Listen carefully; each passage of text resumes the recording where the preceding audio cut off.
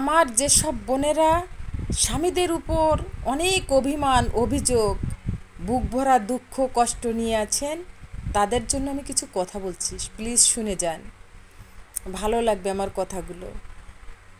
যতই দুঃখ থাকুক স্বামীর উপর, এটা অভিমান, কোনো দুঃখ না, কষ্ট না, এটাকে দুঃখ কষ্ট আমি মনে করতে পারি না।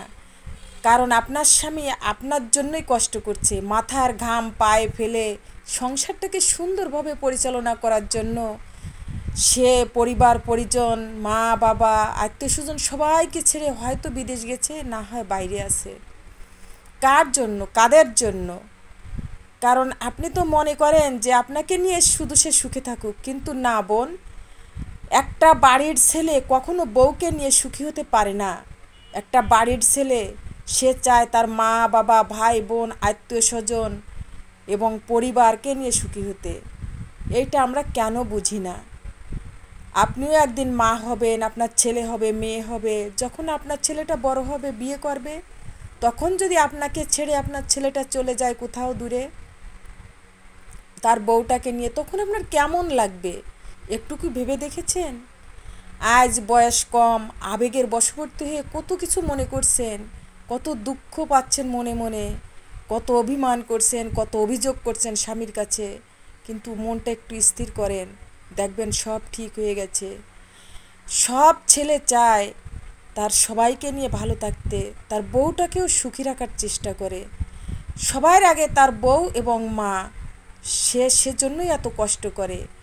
সারাদিন কত কষ্ট করে দেখবেন রাতের বেলা, কেউ না হোক আপনার স্বামী আপনাকে ফোন করে বলবে, তুমি কি ভাত খেয়েছো? সারাদিন কি কাজ করলে, সারাদিন কি রান্না করেছো, কি খেয়েছো, বাচ্চারা কি করছে, মা কোথায় বাবা কোথায়? এটা কি শুনতে আপনার ভালো লাগে না? তাই আমি আপনাদের বলছি দিদিরা, মনটা একটু নরম করেন, একটু কোমল করেন। মেয়েদের মনটা তো কোমল হৃদয়ে ভরা, অনেক নরম।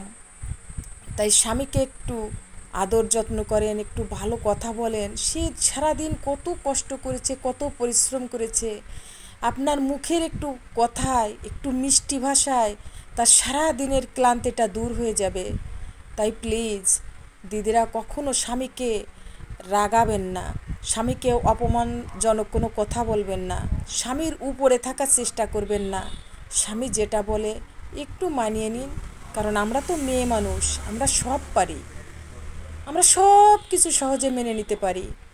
তাই এটাই না হয় একটু মেনে নিই, স্বামীকে নিয়ে যাতে ভালো থাকতে পারি সেই চেষ্টাটাই না হয় করি। সে তো আমাদের জন্যই করতে গেছে, সে তো আমাদের জন্যই সব কিছু করে। তাই আমরা একটু ভুল বুঝাবুঝি বাদ দিয়ে সব কিছু আপন করে নিই এবং স্বামীর উপর ভক্তি শ্রদ্ধা রাখি, তাহলে সে বেচারিও অনেক শান্তি পাবে।